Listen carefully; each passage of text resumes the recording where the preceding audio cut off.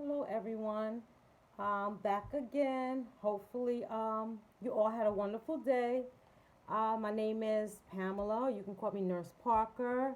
I'm here today for two reasons. It's going to be twofold. I'm going to do a part two of the helping nursing students, just to nursing students if you're in school or if you're taking your nursing exam, to help you to be successful in taking your exams and successful in nursing school. And then the other way, I'm going to segue into just thinking and everything, positive thinking. So hopefully everybody's had a wonderful day. My day has been busy, but busy is good, right? Busy is a good thing.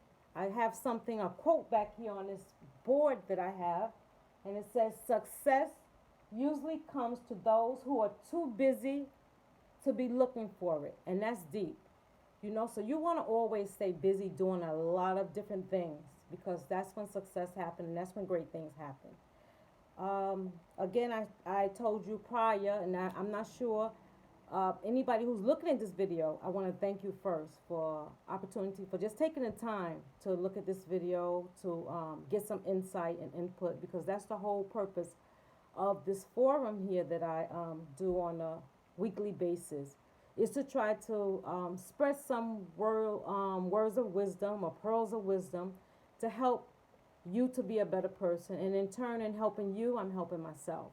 So it's a win-win for anybody who's visiting this channel, this YouTube station, and this platform. So I hope that you get out of it everything you need.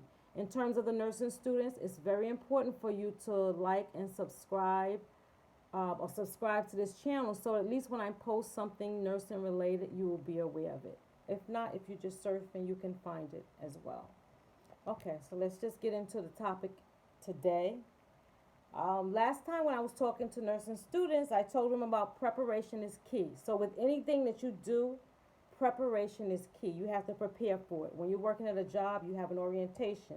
When you starting something new, you have to prepare for it. When you're in school, you have the syllabi. When you're in school, you prepare for school. You have to do your looking at the strategies and say, what classes I'm going to take, how am I going to take it. If the program is 2 years, well, how am I going to navigate so that I can finish in 2 years and not finish in 4 years? Even if you finish in 4 years, it's a beautiful thing. Just finishing and not quitting is a great thing. But there's ways you can be strategic in planning anything you do in life. So initially we talked about preparation, knowing the blueprint, having a positive mindset, regular study time, knowing your content, knowing what you're studying for when you study for the exam, and know how to study. So today I'm going to teach anybody, but primarily nursing students. I'm a nurse, and I want to share pearls of wisdom that you would know how to successfully master nursing school and master any exam. Okay, so how to study is key, very important. You can't, try not to cram.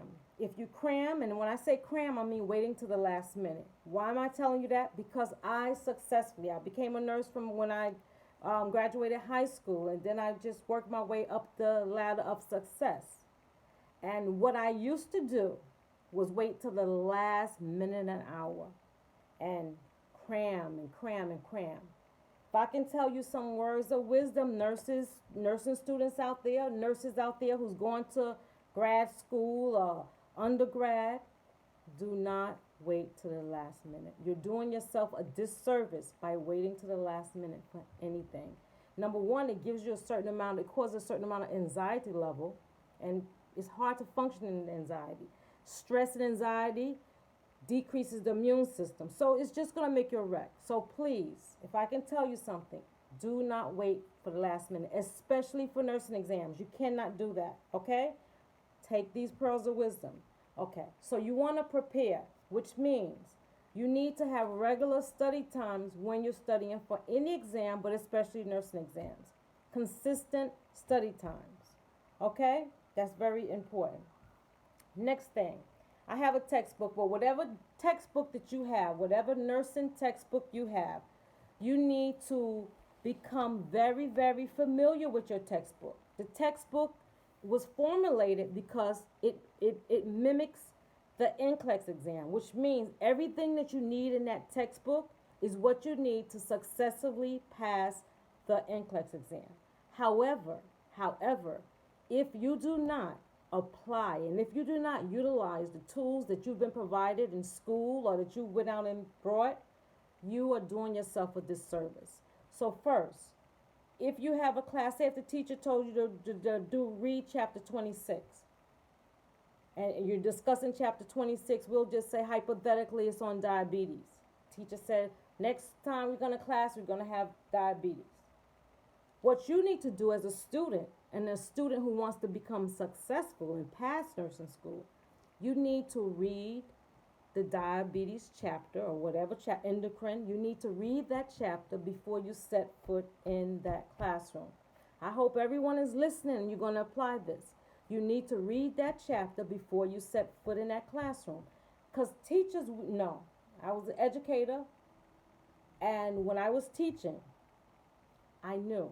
Right now I'm doing something else. I'm at the end of my career, so I'm in the school system, right?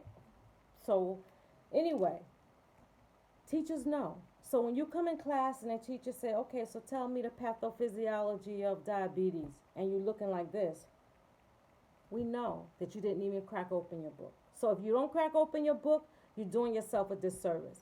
So the first thing, open your book and prepare for class, which means you need to, if it's 5 chapters, you need to read 5 chapters. Okay, but there's a method to the madness, and I'm going to teach you. So first you need to prepare, and you need to read your chapters before you set foot in that class. You need to be equipped and prepared. How do you read your book? Okay, this is not a nursing book. I didn't want to dig out the nursing book. So this is understanding pathophysiology, but it doesn't matter. Most books are set up primarily the same.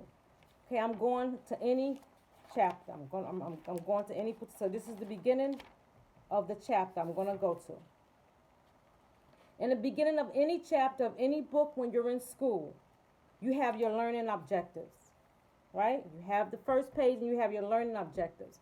The purpose of those learning objectives are to give you the meat and potatoes of that chapter. Okay, so you have your learning objectives, right? You may have 15, you might have 20, you may have 30, but whatever. You have your learning objectives at the top, introduction to the chapter, and then you have your key terms.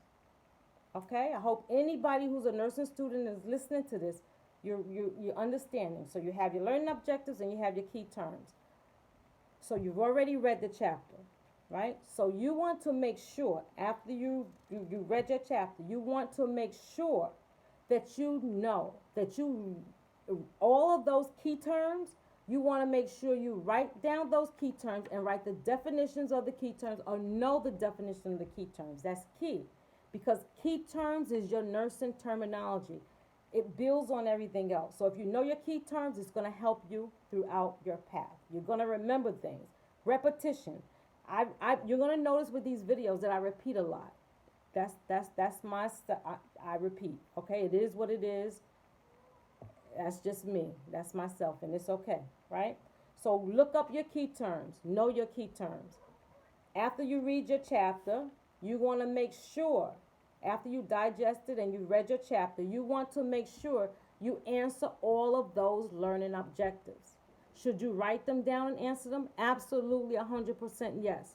When I had my students, they knew. And they would tell me, oh, I did it. So I got to the point where I used to say, okay, I'm collecting learning objectives. Did I look at them? No.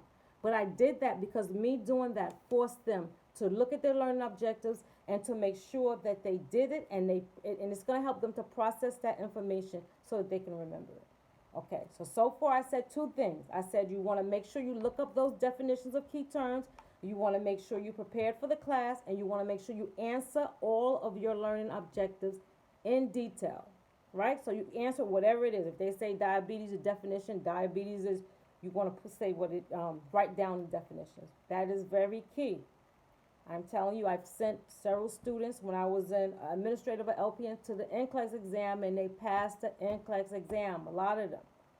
When I was teaching RN students and LPN students, following those strategies, it helped them to pass. Now, of course, everything starts up here.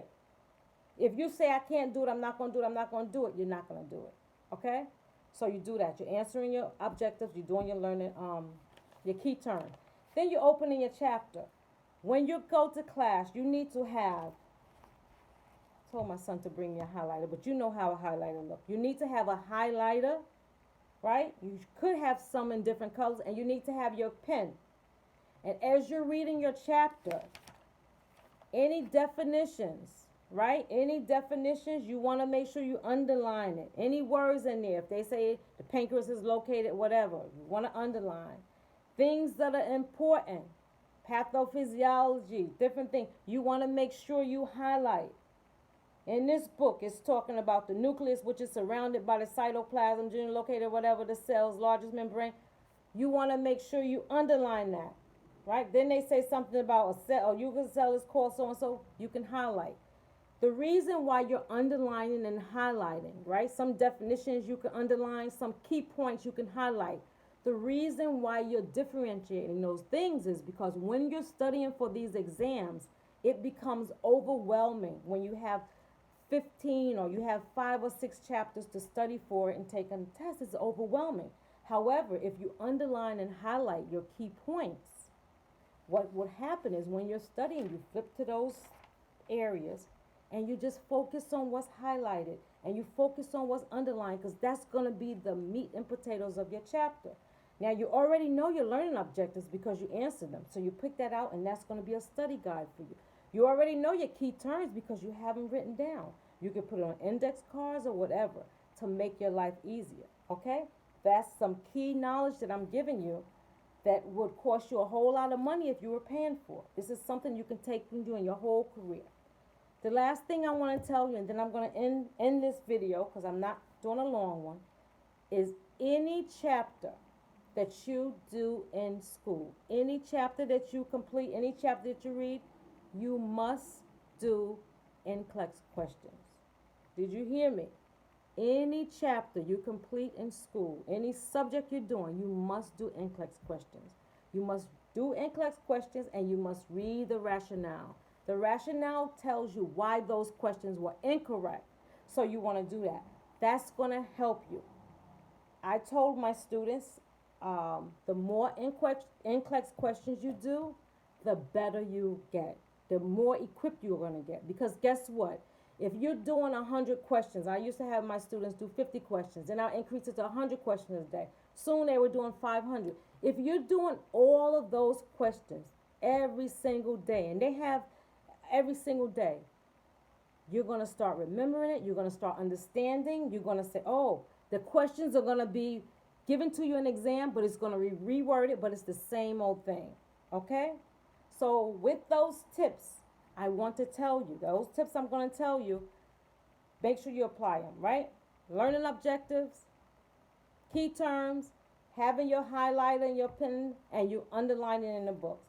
And NCLEX question. If you do that, you will become very successful, and you're going to DM me, and you're going to say, thank you, Nurse Parker, Professor Parker, or whatever. It worked. And as a matter of fact, do that. And on your first exam, you can tell me if it made a difference. You must do a lot of questions.